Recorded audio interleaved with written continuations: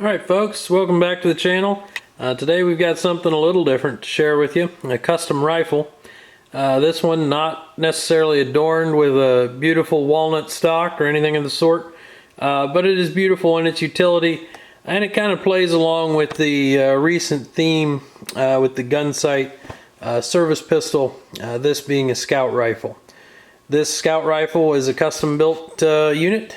It was built by Andy Manson of MountainDog Gunsmithing, formerly out of Chama, New Mexico. The rifle is based on a Ruger M77 action. Has a custom barrel. It's nestled in a Bell & Carlson stock. That barrel is 19 inches in length and has a front iron sight mounted on a mini ramp up there. Moving back the barrel, we see a Ruger #1 quarter rib that's been modified with one to fit this barrel contour and two with an additional scope mounting cutout so we could mount the Leupold 2.5 power scout scope on it.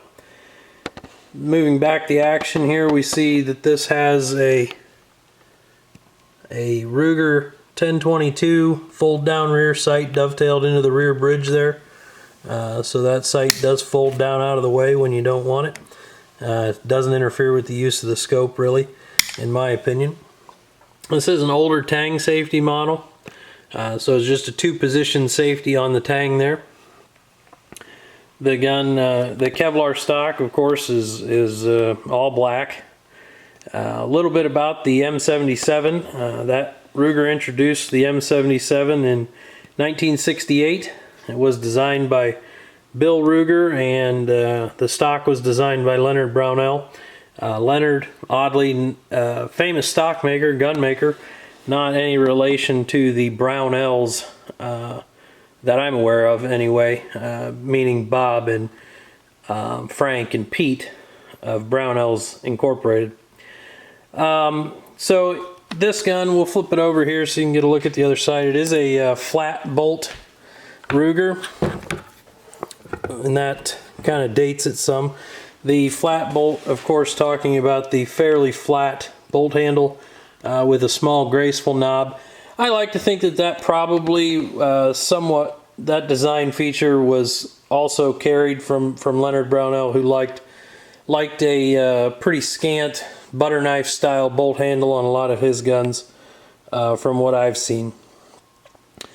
The flat bolt handle was discontinued and replaced with a hollow round knob like many bolt actions had in about 72, 73. This action comes back as a 1971.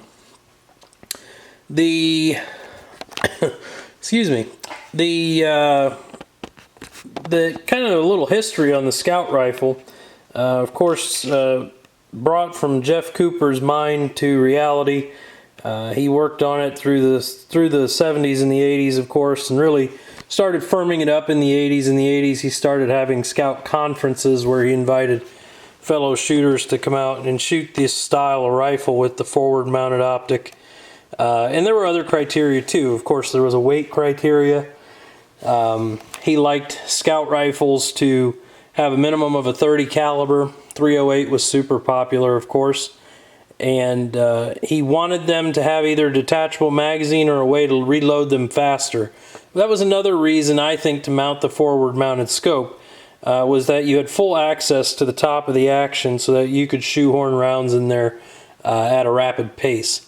Some of the early scout offerings were modified to accept stripper clips, so you could thumb a stripper clip in them super fast. I've had some scouts that have extended magazines that don't detach, so that you can stripper load them with a 2 5 rounds or 1 10 round stripper clip.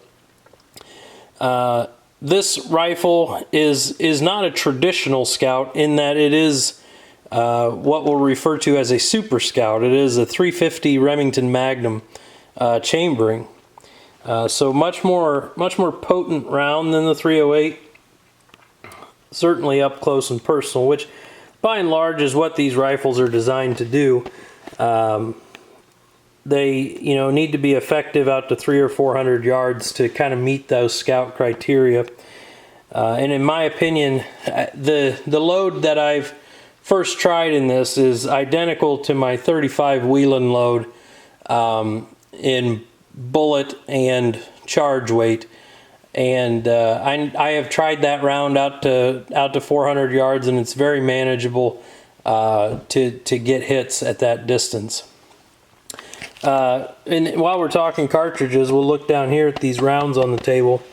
On the left is the 308, so probably the most popular cartridge found in scout rifles. Certainly at the time, the availability of military surplus ammo was a big boon, and it's a short action cartridge and easy to find ammo for. The middle round here is a 35 Whelen, and the right hand cartridge is the 350 Remington Magnum. A lot of guys will tell you that the 35 Whelen will handle longer, heavier bullets better than the 350 Rem Mag, and I wouldn't argue that. Certainly, based on the magazine length restrictions of a short action.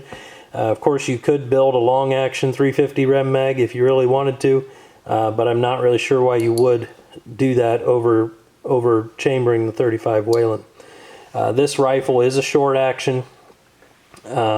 So you do have magazine length to keep in mind for loading these cartridges. I will probably play around more with the 200 and 225 grain bullets I have on hand. I'm also tempted really to try some 180 grain 357 Magnum pistol bullets and see how they perform out to, say, 100, 150 yards, because the bore diameter is the same, so we can load. There's guys that load, you know, regular 158 and under pistol bullets for these 35 caliber rifles. Of course, you've got to load them properly for the bullet construction, and you don't want to grenade the bullet as soon as it exits the bore, because it's at too high a velocity and it's not built for it. So Jeff Cooper also recognized the usefulness of a 350 Rem Mag. His personal 350 Rem Mag Super Scout, I believe he called it the fire plug, and that was built on a Remington 600 or a 660, same basic action, but a short action Remington. Those rifles were neat because they came from the factory already with a short light barrel, and they were very popular for scout conversions, certainly in the 80s and 90s, and probably still to this day. So you'll see the sling on this is an unusual arrangement compared to most sporting rifles you see. This is a Ching Sling. This one made by let me find his maker's mark here. You probably can't see it there. Andy Langolis. Andy is still making Ching Slings and Rhodesian slings for anyone that wants them. He got me this one in pretty short order, and it's a pretty awesome sling for fast shooting, snap shooting. And that's another thing. Jeff Cooper was also a big game hunter and wasn't just teaching defensive shooting. They taught a lot of big game shooting at Gunsight. And this sling is incredibly handy afield and gives you probably one of the best offhand stabilities, short of using sticks or what have you. You loop your arm through this front loop and bring it around your wrist, and you can lock the front end of that gun in with surety that it's not going to move around any more than your torso does. So Andy's making Ching Slings today. In the past, Galco has made them as well. Andy's is really pretty nicely made, I think. This is mounted with, I believe they're millet pocketed sling studs. So you push that in, turn it 90 degrees, and pull it out, and you can remove the sling entirely from those pockets, which is kind of a neat feature and a way to get your sling detached should you need to. without having to fiddle with any of the little thumb screws or what have you that we see on Butler Creek style and most mainstream sling swivels. What else? Oh, the Ching Sling, I guess we should talk about that, the design work on that. That was Eric Ching, it's named after. He was a student of Jeff Cooper in the 80s and attended these scout conferences, and him and Jeff put their heads together and designed this sling. So this is free to move.